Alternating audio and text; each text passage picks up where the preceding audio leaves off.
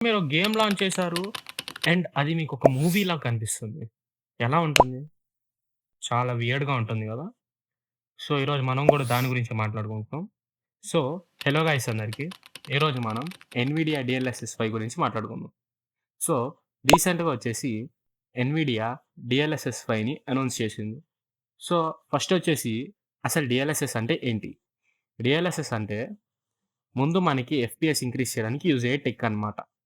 అదొక టెక్నాలజీ అన్నమాట. కానీ డీఎల్ఎస్ఎస్ 5 చాలా హ్యూజ్ చేంజ్ తెచ్చింది.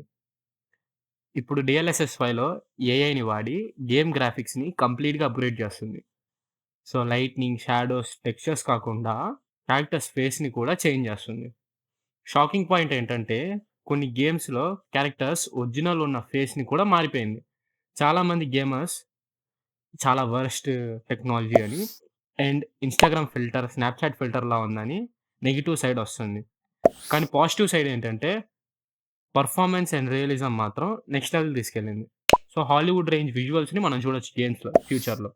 కానీ రియాలిటీ ఏంటంటే దీనికొక ప్రాబ్లమ్ ఉంది. మనకి గేమ్స్ ఎందుకు నచ్చుతాయి? గేమ్స్ మనకి నచ్చేది మెయిన్‌గా వాటి యొక్క ఒరిజినల్ ఆర్ట్ స్టైల్ గురించి కదా! అంటే లైక్ ఇప్పుడు మీరు 'గాడ్ ఆఫ్ వార్' తీసుకోండి. 'గాడ్ ఆఫ్ వార్ 2లో' ఉన్న ఆర్ట్ అనేది చాలా బావుంటది. అండ్ రీసెంట్‌గా వచ్చిన 'రెసిడెంట్ ఈవిల్ 9' చూసుకున్నారా? ఆర్ట్ పీసెస్, ఆ సెట్ పీసెస్ చాలా బావుంటాయి.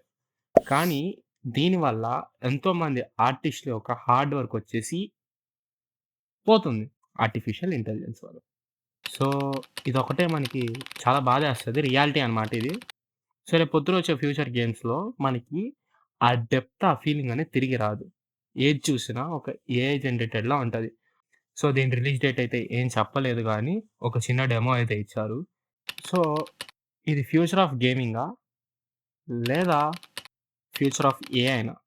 మీరేమనుకుంటున్నారో కామెంట్ చేయండి. అండ్ మీకు మన ఛానల్ నచ్చినట్టయితే సబ్స్క్రైబ్ జేసుకోండి. అండ్ ఇలాంటి గేమింగ్ కంటెంట్ కోసం stay tuned to 'Shannu Deadpool gaming'.